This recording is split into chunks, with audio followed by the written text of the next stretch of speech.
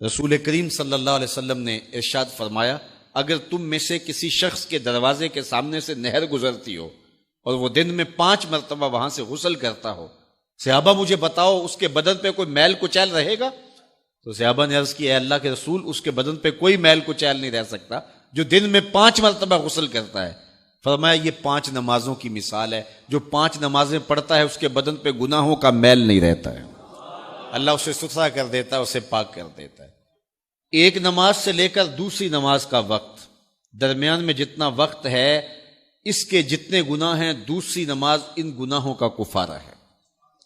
حضرت سلمان فارسی اور حضرت ابو عثمان سفر پہ جا رہے تھے، پت جھڑ کا موسم تھا، ایک درخت آیا جس کے پتے زرد ہو گئے تھے، تو حضرت سلمان فارسی نے شاخ پکڑی اور جھٹکا دیا، سارے پتے گر گئے۔ تو کہا، ابو عثمان تو نے مجھے پوچھا نہیں کہ یہ میں نے کیوں کیا ہے؟ حضرت ابو عثمان نے کہا، میں نے نہیں پوچھا، آپ بتائیں آپ نے ایسا کیوں کیا ہے؟ تو حضرت سلمان فارسی کہنے لگے، ایک دن میں رسول اللہ کے ساتھ تھا، سفر پہ تھا، ایسے ہی ایک درخت آیا جس کے پتے زرد ہو چکے تھے، حضور نے شاخ پکڑی، جنبش دی، جھٹکا دیا، پتے گر گئے۔ حضور نے مجھے دیکھا اور کہا، اے سلمان تو نے مجھے پوچھا نہیں کہ میں نے ایسا کیوں کیا ہے؟ تو میں نے کہا، بندہ نواز آپ بتا دیں آپ نے ایسا کیوں فرمایا ہے؟ فرمایا، سلمان جس طرح میں نے اس شاخ کو جنبش دی اور اس پر کوئی بھی پتا نہیں رہا، سارے گر گئے، جب بندہ نماز کے لیے کھڑا ہو جاتا ہے بدن کے سارے گناہ جڑ جاتے ہیں۔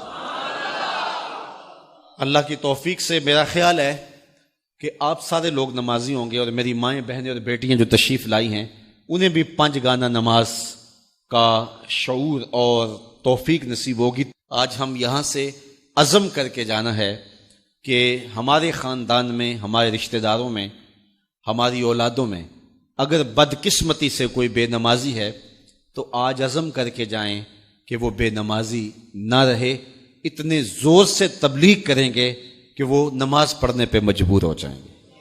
یہ اولاد کے ساتھ ہمدردی نہیں ہے، ساری رات اولاد جاگتی رہے اور جب نماز کا وقت آ جائے تو ماں کہتی ہے، بیٹے سو جا، اب تو اذان کا وقت ہو گیا۔ حالانکہ چاہیے تھا کہ اب تو اٹھ جا، اب اذان کا وقت ہو گیا ہے، لیکن ماں اس وقت اگر سلا دے تو کیا یہ گوارا کرتی ہے کہ میرا بیٹا جہنم کی آگ میں جلے؟ ماں اپنی اولاد کو جگائے، اس سے ہمدردی یہ نہیں ہے کہ اب اس کو سونے دے، بیچارہ ساری رات جاگتا رہا ہے۔ ساری رات جاگنے کا اسے حکم کس نے دیا تھا؟ فجر کے وقت جاگنے کا حکم ہے، جب رحمت اللہ کی بٹ رہی ہے تو اس کو بیدار کرے، اس کو جگائے۔ کڑکتی دھوپ ہے، آج کل موسم کتنا گرم ہے، تو اگر بچہ دھوپ میں کھڑا ہو اور اس کے پاؤں جلس رہے ہوں تو ماں گوارا کرتی ہے، بھاگ کے اچک لے گی بچے کو کہ میں اسے دھوپ سے، تمازت سے، گرمی سے بچا لوں۔ تو کیا حشر کی کڑکتی دھوپ میں بیٹا پسینے میں شرابور ہو اور وہ پسینہ آگ سے بھی زیادہ گرم ہو تو کوئی ماں یہ گوارا کرتی ہے؟ یقیناً نہیں کرتی۔ تو نہیں کرتی تو اس کو اپنی اولاد کو 5 گانا نماز کا خوگر بنانا ہوگا۔ نماز کی توفیق اللہ سے مانگو۔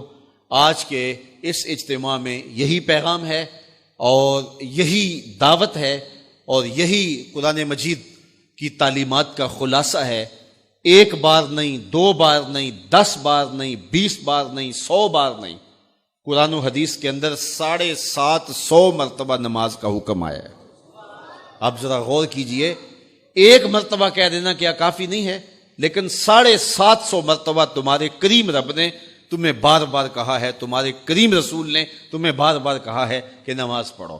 تو اگر ہم اتنی بار سننے کے بعد بھی نماز نہیں پڑھیں گے تو پھر ہم کہاں کھڑے ہوں گے؟ اور دوسری بات ہے کہ اتنی تاکید کی گئی ہے، اتنی تاکید کی گئی ہے، تو یہ کتنا بڑا جرم تھا نماز کا ترک کرنا کہ بار بار کہا گیا ہے۔ جب آگے سامنے آگ جل رہی ہو اور کوئی دوڑ کے چھلانگ لگانا چاہ رہا ہو تو پھر ماں کی ممتا اتنی ہوتی ہے کہ اس کو 100 بار بھی روکنا پڑے تو بچے کو روکتی ہے، اس لیے وہ جانتی ہے کہ آگے آگ ہے، اور اگر میں اس کو نہ روک پائی تو سیدھا آگ میں چھلانگ لگائے گا۔ اللہ ماں سے بھی زیادہ پیار کرتا ہے، رسول اللہ ماں سے بھی زیادہ پیار کرتے ہیں، اس لیے 1 بار نہیں، 2 بار نہیں، 10 بار نہیں، 100 بار نہیں، 750 مرتبہ کہا کہ تمہاری نماز نہیں چھوٹنی چاہیے۔ تو سونے سے قبل 5 انگلیاں بھی گن لو اور 5 نمازیں بھی گن لو۔ یہ عنوان تشنا رہ گیا، چونکہ وقت کے دامن میں اتنی گنجائش نہیں ہے، تو میں جو کہا گیا مجھے امید ہے کہ یقیناً یہ آپ کی روحوں تک اترا ہوگا، اور اگر بدقسمتی سے کوئی بے نمازی ہے تو آج کے بعد بے نمازی نہیں رہے گا۔ اور ہم اپنے ماحول میں اپنی اولاد سے اگر پیار کرتے ہیں، حقیقی پیار ہمیں تو پھر ان کو 5 گانا نماز کا عادی بنانا ہوگا اور ان کی پیشانیوں میں سجدے رکھنے ہوں گے۔ اللہ مجھے آپ کو اپنی رحمتوں کے حصار میں رکھے۔